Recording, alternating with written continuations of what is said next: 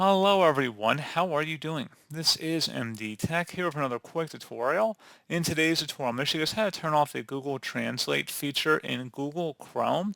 So if you don't want to be prompted for the option to go ahead and actually translate web pages that are in different languages, I'm going to show you guys how to do that. So without further ado, let's go ahead and jump straight into it.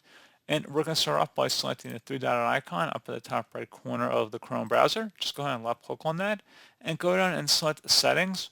On the left side, you want to select languages. And then on the right side, underneath Google Translate, use Google Translate. When on, Google Translate will offer to translate sites into your preferred language. It can also automatically translate sites. So you can just go ahead and toggle that to the off position just to turn that off. And that's all you have to do.